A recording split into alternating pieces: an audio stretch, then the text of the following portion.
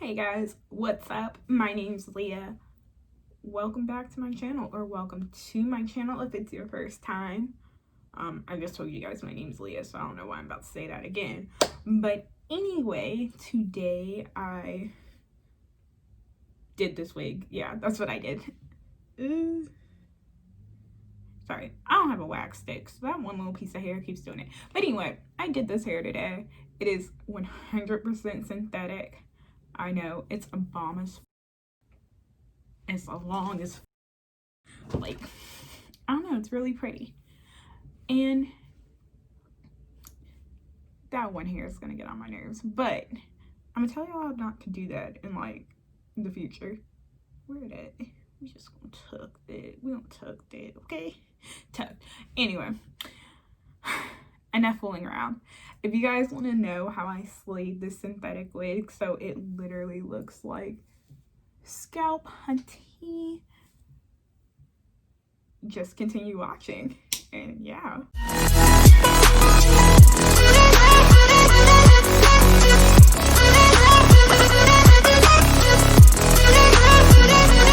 Alright, this is Potato Head here. Got my wig grip on, and now we're about to unbox this wig. I have not seen it yet, so this will be a first time experience for both of us. Well, technically you, because this is a voiceover, so this is something I've already seen. But yeah, this is what it looks like. It came with some invisible tape in this description card. I will leave all the specs on the side of the video here. I promise you this wig did not look anything like that picture.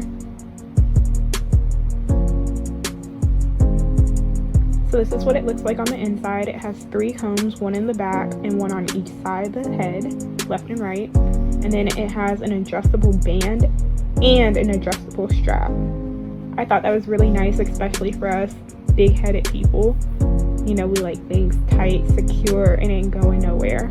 So I will be overlapping the adjustable straps in the back like I always do. And then we're just gonna test it out, put it on real quick, get a feel for it, see exactly what we want to do with it, and I will give you my initial review on it starting now. Hold on. Now. Okay, it feels very soft. It's very not tangly. It's really I see my sweatpants, don't worry about that. But yeah, right now, feeling it. Here.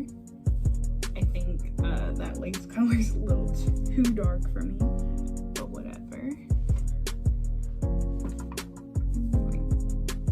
With that, you can definitely see the knots. No baby hair. Blah, blah, blah. So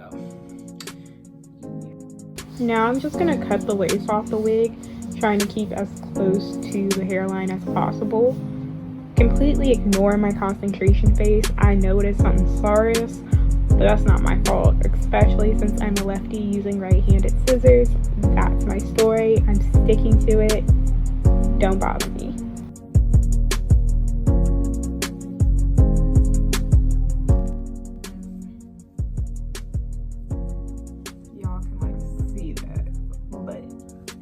The knots aren't bleached. Obviously it's a synthetic wig, so I wouldn't want it to be bleached. So I'm going to do like this cheat sheet method of bleaching the knots. I'm about to use this beauty, and I'm going to spray this on the lace, or I might spray it on something and then use a brush to dab it on the lace, and that's going to conceal the knots a little bit.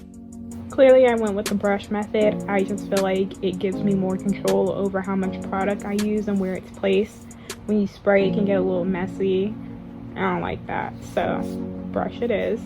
And then I'm going to go in with the Got To Be Glue hairspray and spray a layer of that on top of it and blow dry it.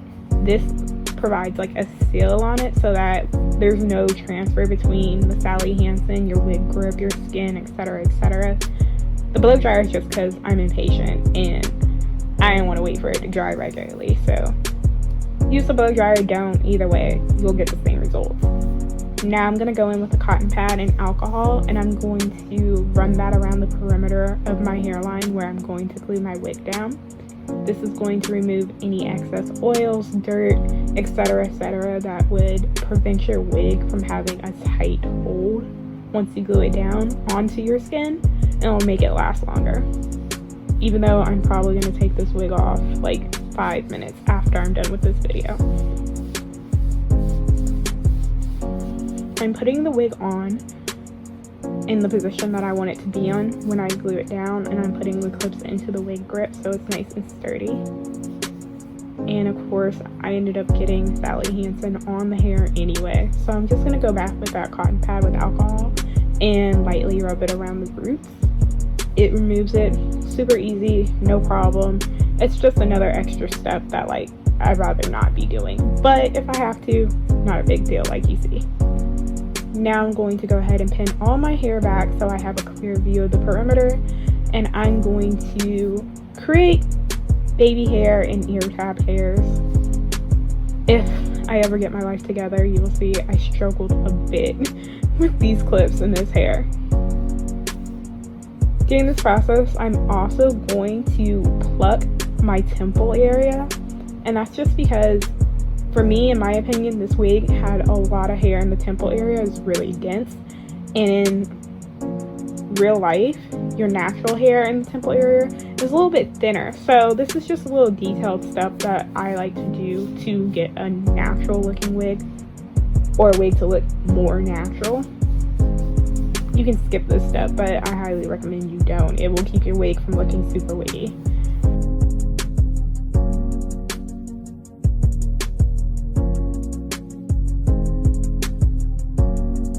Once I'm done with that, I am now going to take a face razor and cut my ear tab hairs out. I like to use a face razor to do this part because it keeps the ends from looking uniformed and looks like it grew naturally that way, like your natural ear tab hair would be. When I do the baby hairs, I use scissors because it doesn't really matter if those ends are straight or not, because I'm going to swoop them into my hair anyway. You won't be able to see them, you won't be able to tell.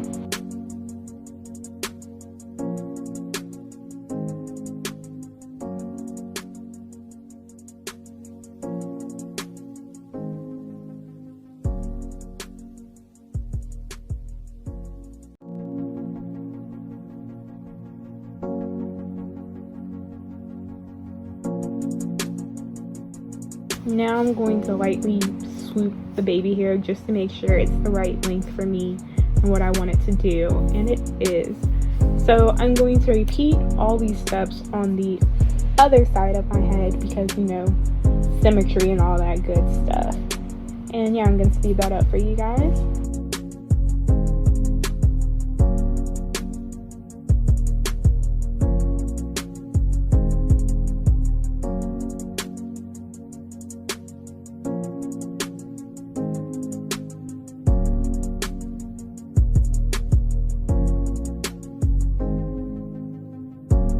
Now I'm going to take the Got2b glue spray, and I'm going to spray it directly onto my lace in the perimeter of my hair, and I'm going to spray it in between my baby hair and my non-baby hair lace that's right there, as you see. And this is because I kind of want the roots of my baby hair to lay going towards my face, and you'll see what I mean when I take my scarf off, but it's part of the vision. Trust the vision, trust the process, trust me. That's why you're watching.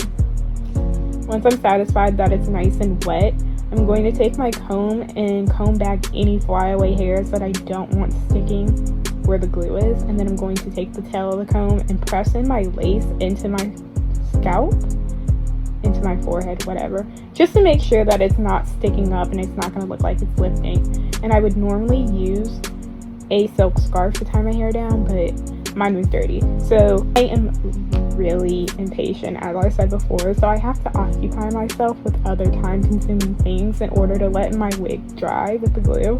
So that's why my mustache is being groomed and we are fleeking that eyebrow.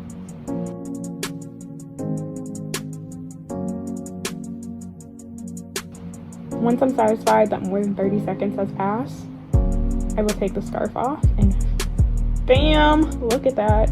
Oh my gosh.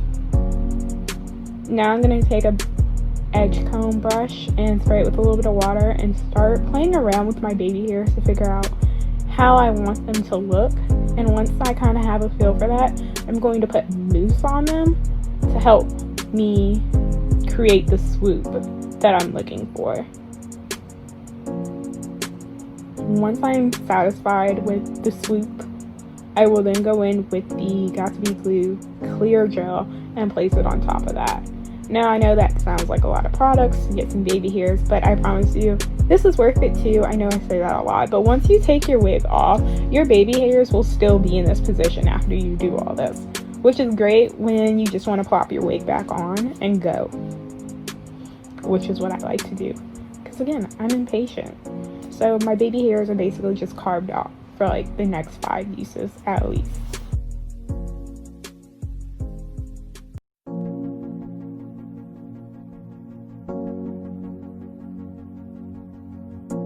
We're going to tie the scarf back around, apply that pressure.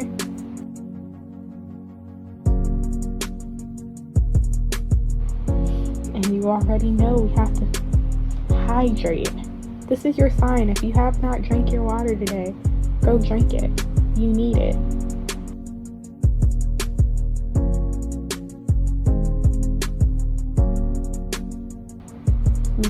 Now we have to flick the other eyebrow because one can't be all snatched and one all Sasquatch. Like, that's not cute. So, a little plucky pluck here. Waste another 30 seconds. And bam, look at that. I just took the scarf off. That's it. And this is the moment that I knew I was in love. Like, just looking at it right here. I was so happy. And now I'm taking a dimming brush and I'm running it through the hair lightly because the curls were a little bit tighter than I wanted them to be. I wanted like that love story, novel, gentle wave look. You know what I mean. So yeah, I'm brushing out the curls a little bit till I get that romantic wave that I wanted. And then I'm going in with the CoverFX setting powder. It's a little bit lighter than my skin tone, which is what you want because naturally your scalp is lighter than your skin tone. And as you saw, this lace was darker than me, so we need to brighten that up quite a bit. And this is just another detail step that kind of erases the boxes a little bit more and makes it look more natural, which is what we're going for here. Complete scalp, nothing less.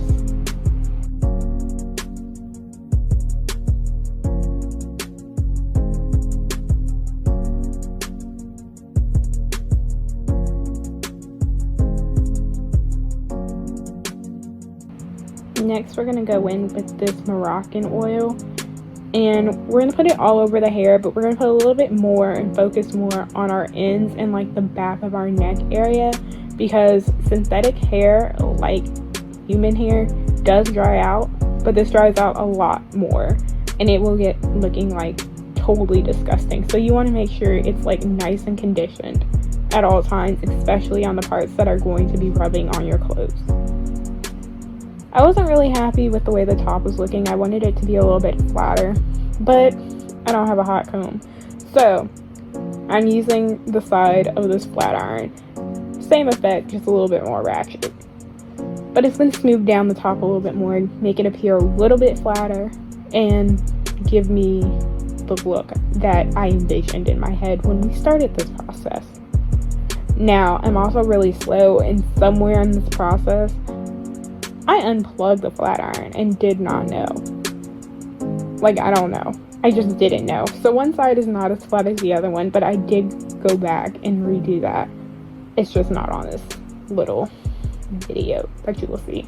But yeah, that's the finished product that you've been seeing plastered all over my Instagram. If you haven't, it's because you're not following me on Instagram, and you clearly need to do that. So I will list all my social medias at the end of this video for you to go check out. Don't forget to like, comment, and subscribe on this video. You know I've been MIA lately, so thank you guys for rocking with me and being here. I promise I'm going to do so much better. I promise, for real this time. But yeah.